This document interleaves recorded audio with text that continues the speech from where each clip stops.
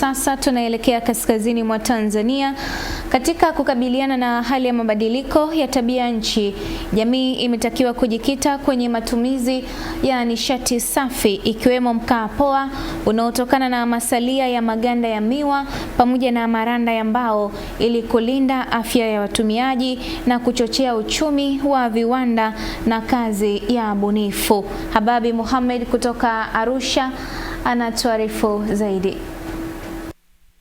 Mwaka 2019 Tanzania na dunia kwa ujumla ilikabiliwa na janga la Uviko 19. Hii kiathiri maeneo mbalimbali hususan katika shughuli mbalimbali za uzalishaji na uchumi, lakini pia huenda ikawa ni fursa muhimu kwa ajili ya mataifa mbalimbali kufanya bunifu zao na vumbuzi ambazo zimekuwa ni suluhu katika jamii.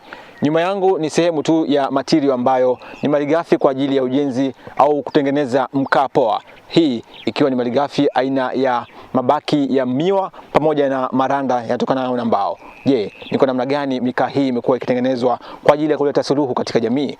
Tuungane nami kwa ajili ya kufahamu kile ambacho kinafanyika, lakini cha kipekee zaidi ni kwamba mwanamke ndio anaongoza katika eneo hili kwa ajili ya kuwezesha namna bora ya utengenezaji wa mkaa poa. Nishati zetu ambazo hizi nishati zinatokana na mabaki ya taka ambayo tunayabadilisha yawe nishati safi ambayo inakuwa kunipoa. Mabaki haya ni kama mabaki ya miwa, mabaki ya sodasti, mabaki ya miti ambayo ni sodasti, mabaki ya mchele ndio ambao tunatengeneza nishati zetu. Mchakato mzima ambao unafanyika katika uzalishaji wa kunipoa, hatua ya kwanza tunaenda kukusanya malighafi katika viwanda ambavyo vinazalisha sukari. Tukishakusanya yanaleta kiwandani, yanachambuliwa. Manufaa ni mengi katika maisha yangu mimi kama mimi, kwa sababu nilipoingia hapa sikuwa na ajira, lakini kwa sasa nina ajira na kipato changu pia ni kidogo japo ni kubwa katika maisha yangu, kwa sababu inanisaidia mimi, familia na majukumu yangu mengine.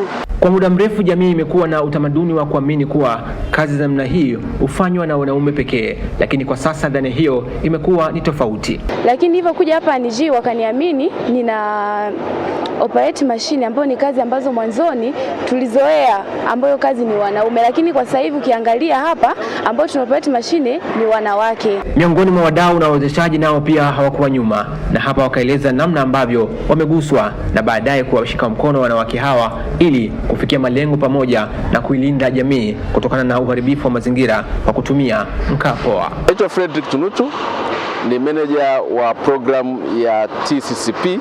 Tunayasaidia makampuni ya nishati kuweza kuwafikia walengwa, kuyajengea uwezo, kuyapatia grants au ruzuku ili yaweze kujiimarisha katika masuala mazima ya uzalishaji pamoja na usambazaji wa nishati safi.